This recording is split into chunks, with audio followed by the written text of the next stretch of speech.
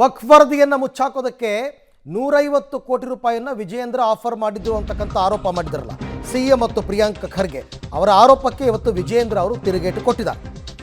ನಾನು ಯಾಕೆ 150 ಕೋಟಿ ಕೊಡಲಿ ಕಾಂಗ್ರೆಸ್ ಬಚಾವ್ ಮಾಡೋದಕ್ಕೆ? ಕಾಂಗ್ರೆಸ್ ಪಕ್ಷದಲ್ಲಿ ನಮ್ಮ ದೊಡ್ಡಪ್ಪ ಚಿಕ್ಕಪ್ಪನ ಮಕ್ಕಳಿದಾರ. BSY ಮಗನಾಗಿ ಮಾಣಿಪ್ಪಾಡಿ ಮನೆಗೆ ನಾನು ಯಾಕೆ ಹೋಗಲಿ? ಸಿಎಂ ವಿಚಲಿತರಾಗಿದ್ದಾರೆ. ಎಲ್ಲದಕ್ಕೂ ಸದನದಲ್ಲೇ ಉತ್ತರ ಕೊಡ್ತೀನಿ ಅಂತ ವಿಜಯೇಂದ್ರ ಹೇಳಿದ್ದಾರೆ. 150 ಕೋಟಿ ಅಲ್ಲ 1500 ಕೋಟಿ ಅನ್ಬೇಕಾಗಿತ್ತು. ಸಿದ್ದರಾಮಯ್ಯ ಬೇಜವಾಬ್ದಾರಿಯಿಂದ ಮಾತಾಡಿದ್ದಾರೆ ಅಂತ ಜೋಶಿ ಅವರು ಹೇಳ್ತಾರೆ.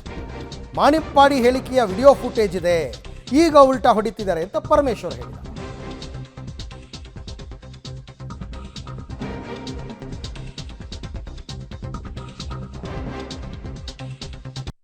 ಆಫರ್ ಮಾಡಿದೆಲ್ಲ ಕಾಂಗ್ರೆಸ್ನವರೇ. ಯಾರ್ಯಾರ ಮುಖಾಂತರ ಯಾರ್ಯಾರು ಬಂದು ನಂಗೆ ಆಫರ್ ಮಾಡ್ತಾ ಇದ್ರು. 105 ಕೋಟಿ ಅಲ್ಲ, ಅದು ಅದಕ್ಕಿಂತ ಜಾಸ್ತಿ ಎಷ್ಟು ಬೇಕು ಕೊಡ್ತೇನೆ, ನೀವು ಅಮೆರಿಕಲ್ಲಿ ಗ್ರೀನ್ ಕಾರ್ಡ್ ಇದೆಯಲ್ಲ ಹೋಗಿ ನಾವು ಮಾಡ್ತೇವೆ ಅವ್ರು ಹೇಳಿದ್ದು, ಕಾಂಗ್ರೆಸ್ನವ್ರು ಹೇಳಿದ್ದು. ಖಂಡಿತ ಕಾಂಗ್ರೆಸ್ನವರೇ ಮಾಡಿದ್ದು, ಮತ್ತೆ ಯಾರು ಮಾಡಿಲ್ಲ. ದುಡ್ಡಿನ ವ್ಯವಸ್ಥೆ ಕಾಂಗ್ರೆಸ್ನವ್ರು ಮಾತ್ರ ನಂಗೆ ಕೊಡ್ತಿದ್ದೇನೆ, ನಾವು ನಿಮಗೆ ನೀವು ಅದರ ವಿಷಯ ಬಿಟ್ಬಿಡಿ ಅಂತ ಹೇಳಿದ್ದು ಕಾಂಗ್ರೆಸ್ನವರೇ. ಅಲ್ಲ, ಅವರು ಯಾವ ರೀತಿ ಮಾತನಾಡಿದ್ದಾರೆ ಅನ್ನೋದ್ರ ಬಗ್ಗೆ ವಿಡಿಯೋ ಫುಟೇಜಸ್ಸು ಕೂಡ ಇದೆ.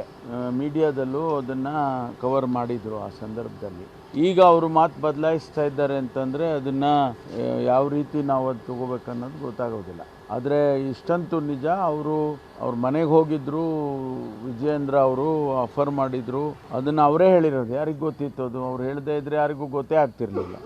ಬಿಜೆಪಿ ಸರ್ಕಾರ ಇದ್ದಾಗ ಯಡಿಯೂರಪ್ಪ ಮುಖ್ಯಮಂತ್ರಿಗಳಿದ್ದಾಗ ವಕ್ಫ್ ಬಂಧನ ಅನ್ವರ್ ಮಾನಪ್ಪಾಡಿ ಅವರು ಒಂದು ರಿಪೋರ್ಟ್ ಅನ್ನ ಕೊಟ್ಟಿದ್ದಾರೆ. ಅದರಲ್ಲಿ ಹಿಂದಿನ ಸರ್ಕಾರ ಕಾಂಗ್ರೆಸ್ ಪಕ್ಷದಲ್ಲಿದ್ದಂತ ಮುಖಂಡರುಗಳು ಯಾವ ರೀತಿ ಅವ್ಯವಹಾರ ಮಾಡಿದ್ದಾರೆ ಅನ್ನೋದನ್ನ ವರದಿಯಲ್ಲಿ ಉಲ್ಲೇಖ ಮಾಡಿದ್ದಾರೆ. ವಿಜಯೇಂದ್ರನೊಬ್ಬರ ಅಂದಿನ ಮುಖ್ಯಮಂತ್ರಿಗಳ ಮಗ ಆಗಿ ನಾನು ಯಾಕೆ ಅನ್ವರ್ ಮಾನಪ್ಪಾಡಿ ಅವ್ರ ಮನೆಗೆ ಹೋಗ್ಬೇಕು, ನಾನು ಯಾಕೆ 150 ಕೋಟಿ ಆಫರ್ ಮಾಡಬೇಕು, ಅದು ಕಾಂಗ್ರೆಸ್ ಅನ್ನ ಮುಖಂಡರನ್ನ ಬಚಾವ್ ಮಾಡೋದಕ್ಕೆ. 150 ಕೋಟಿ ರೂಪಾಯಿದ್ದು ಆರೋಪದ ಬಗ್ಗೆ ನೀವು ಪ್ರಶ್ನೆ ಕೇಳಿದ್ರೆ ಆಕ್ಚುಲಿ ಅದು ಉತ್ತರ ಕೊಡ್ಲಿಕ್ಕೆ ವರ್ತ ಅಲ್ಲ. ಅದು ನನ್ನ ಪ್ರಕಾರ ಬಾಯಿ ಬಂದಂಗೆ ಮಾತಾಡೋದು ಅಂತ ಇದ್ರ ಅರ್ಥ. 1500 ಕೋಟಿ ಅಂತ ಹೇಳ್ಬೇಕಾಗಿತ್ತು. ಬೈ ಮಿಸ್ಟೇಕ್ ಅವ್ರು 150 ಕೋಟಿ ಅಂದಿರ್ಬೇಕು ಸಿದ್ದರಾಮಯ್ಯನವರು. ಒಂದು 1500 ಕೋಟಿ ರೂಪಾಯಿ ಅಂತ ಹೇಳ್ಬೇಕಾಗಿತ್ತು. Utter nonsense. ಆ ಪತ್ರ ಇಲ್ಲ, ಅನ್ವರ್ ಮಾನಪ್ಪಾಡಿ ಅವ್ರ ಹೇಳಿಕೆ ಇಲ್ಲ, ಏನ್ ಬೇಕಾದ್ ಮಾತಾಡೋದು. ಅಂದ್ರೆ ಎಷ್ಟು ಬೇಜವಾಬ್ದಾರಿ ಇದ್ದಾರೆ ಅಂತ ಇದರಿಂದ ಅರ್ಥ ಆಗ್ತದ. ಈ ಬಗ್ಗೆ ಮತ್ತಷ್ಟು ಮಾಹಿತಿ ನನ್ನ ಕೊಲೀಗ್ ಶ್ರೀನಿವಾಸ್ ಅವರಿಂದ ಪಡ್ಕೊಳ್ಳೋಣ. ಶ್ರೀನಿವಾಸ್, ಇವತ್ತು ಅನ್ವರ್ ಮಾಣಿಪ್ಪಾಡಿ ಅವರು ಸ್ಪಷ್ಟನೆ ಕೊಟ್ಟು ನನಗೆ ಲಂಚದ ಆಮಿಷವನ್ನು ಕೊಟ್ಟಿದ್ದು ಕಾಂಗ್ರೆಸ್ನವರೇ ಹೊರತು BJP ಅವರು ಅಲ್ಲ ಅಂದ್ಬಿಟ್ರೆ ಈ ಪ್ರಕರಣ ಮುಚ್ಚೋಗಲ್ಲ ನನ್ನ ಪ್ರಕಾರ. ಯಾಕೆಂದರೆ ಈ ಹಿಂದೆ ಅವರು ಮಾತಾಡಿರ್ತಕ್ಕಂಥ ವಿಡಿಯೋ ಫುಟೇಜಸ್ ಇದೆ, ಅದನ್ನೇ ಹಿಡ್ಕೊಂಡು ಕಾಂಗ್ರೆಸ್ನವರು ಇನ್ನಷ್ಟು ಈ ವಿಚಾರವನ್ನು ಮೇಲಕ್ಕೆ ಕೊಂಡೊಯ್ತಾರಾ? BJP ಅವರ ಸಮರ್ಥನೆಗಳಿಗೆ ಉತ್ತರ ಕೊಡ್ತಾರಾ? ಮುಂದೇನಾಗಬಹುದು ಇದು ಅಂತ? ಅರವಿಂದ್, ಹೌದು. ಕಳೆದ ಶುಕ್ರವಾರ ಸದನದಲ್ಲಿ ಚರ್ಚೆ ಆಗುವಂಥ ಸಂದರ್ಭದಲ್ಲಿ ವಿಜಯೇಂದ್ರ ಅವರ ಮೇಲೆ ಮಾಣಿಪ್ಪಾಡಿ ಅವರು ಏನು ಆರೋಪವನ್ನು ಮಾಡಿದ್ರು ಅಥವಾ ಮಾಧ್ಯಮಗಳಲ್ಲಿ ಹೇಳಿಕೆಗಳನ್ನು ಕೊಟ್ಟಿದ್ರು, ಅದೇ ವಿಚಾರವನ್ನು ಇಟ್ಕೊಂಡು CM ಹಾದಿಯಾಗಿ ಸರ್ಕಾರದ ಎಲ್ಲ ಮಂತ್ರಿಗಳು ಕೂಡ ವಾಗ್ದಾಳಿಗಳನ್ನು ನಡೆಸಿದ್ರು. ಇವತ್ತು ಅದಕ್ಕೆ ಟ್ವಿಸ್ಟ್ ಎಂಬಂತೆ ಮಾಣಿಪ್ಪಾಡಿ ಅವರು ಹೇಳ್ತಿರುವಂಥದ್ದು, ವಿಜಯೇಂದ್ರ ಅವರ ಬಳಿ ನಾನು ಏನು ಮಾತುಕತೆ ಮಾಡಿದ ನಿಜ, ಆದರೆ ಅವರು ಹಣಕ್ಕೆ ಏನು ಡಿಮ್ಯಾಂಡನ್ನು ಅಥವಾ ಬೇಡಿಕೆಯನ್ನು ಇಟ್ಟಿರಲಿಲ್ಲ, ಆಫರ್ ಕೊಟ್ಟಿರಲಿಲ್ಲ ಅನ್ನುವಂಥ ಮಾತುಗಳನ್ನು ಹೇಳುವ ಮೂಲಕ ನನಗೆ ಕಾಂಗ್ರೆಸ್ ಅವರು ಆಫರ್ ಕೊಟ್ಟಿದ್ದಾರೆ ಅಂತ ಹೇಳ್ತಿದ್ದಾರೆ. ಹೀಗಾಗಿ ಒಂದು ಕಡೆ ಡ್ಯಾಮೇಜ್ ಕಂಟ್ರೋಲ್ಗೆ ಬಹುಶಃ ಅವರು ಈ ರೀತಿಯಾಗಿ ಹೇಳಿಕೆಗಳನ್ನು ಕೊಟ್ಟಿರಬಹುದು ಅನ್ನುವಂಥದ್ದು ಕಾಂಗ್ರೆಸ್ ವಲಯದಿಂದ ಬರ್ತಿರುವಂಥದ್ದು. ಪರಮೇಶ್ವರ್ ಅವರು ಕೂಡ ಅದೇ ಮಾತುಗಳನ್ನು ಹೇಳ್ತಿರುವಂಥದ್ದು.